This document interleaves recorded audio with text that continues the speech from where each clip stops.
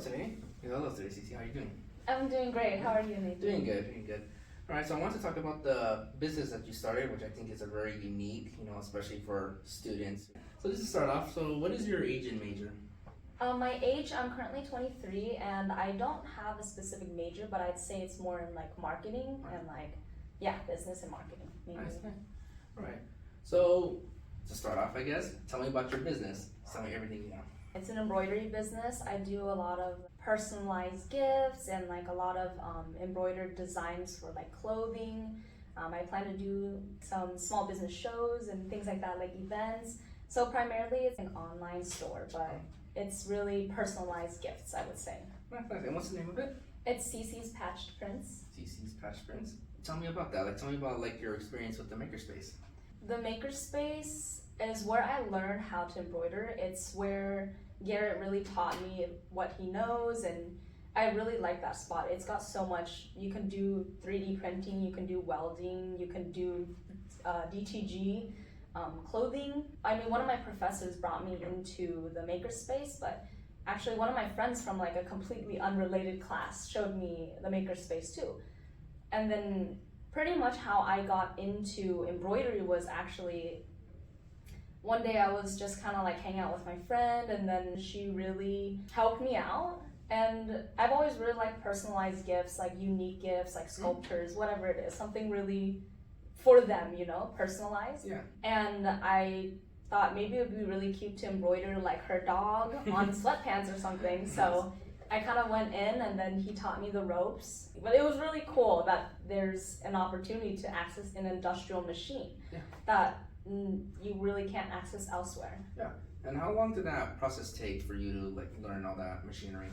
I would say to just learn the basics, we were able to do it maybe in like 3 hours or something. It was kind of like a crash course.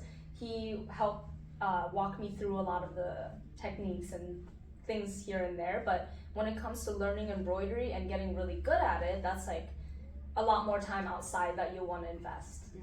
Okay. And so how did you, so you have the makerspace on campus, so how did you take those skills outside and develop it outside of the school?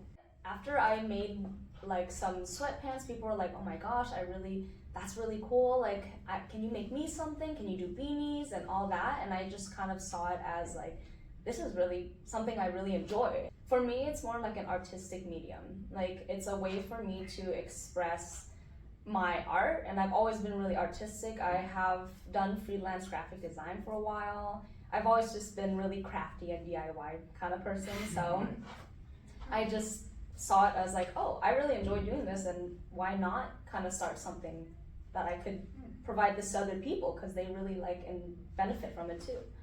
Who is your, target customers? I'd say I'm mainly going for students for sure, and I like doing really fun, bright, kind of youthful or something cute, Yeah. My business is still very much in development, so honestly, it could go into different areas. So maybe I'll lean more towards fashion. Maybe I'll lean more towards making just designs.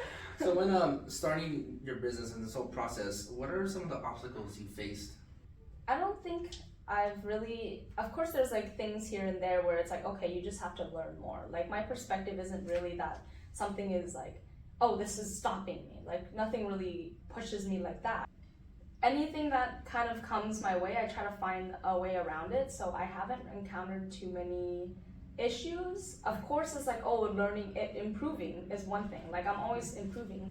Making better embroidery, learning how to make cleaner lines, and just overall getting better at learning my machine as well as learning the software, because there's just a lot of things that can go wrong with embroidery, the machine, maybe the needle breaks, maybe something gets stuck, or maybe you didn't know that doing something on the software might mess up the physical printing. So I guess it's mainly trial and error and learning, and yeah. Nice. How would you rate your success in the business so far, roughly? I honestly have a very optimistic look on everything. I expect to be doing this for years to come. So I'm very happy with the progress that I've made so far, and the amount of effort, time, and it's all in development, but I'd say very successful in my eyes. Even if it's not making like $1 million, we start somewhere. Right. So I'm And more than Do happy. you think you could give me like a rough estimate of how much money you made so far?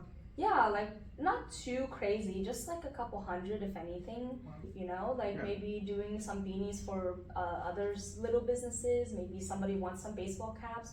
I'm actually doing some baseball caps for the Pirates Plank, which is like the business event and all that, so. Oh, the Paris Plank? What Yeah, is the that? Pirates Plank.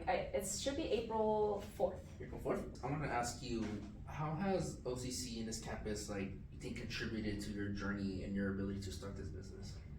OCC having that industrial machine, like having those machines, having the makerspace, is the reason I got into embroidery. Where else am I gonna learn how to embroider? Where else am I gonna have access to a machine?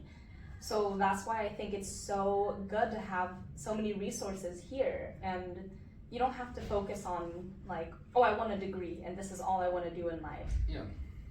It's being able to try things out. You just never know if something comes up that you really enjoy. So I think I want to like delve deep into that. So Yeah. I know like there's like the idea like, oh, you have to do college a certain way, or you have to like, you know, get a degree right away. So what would you say like to people who are maybe questioning that belief?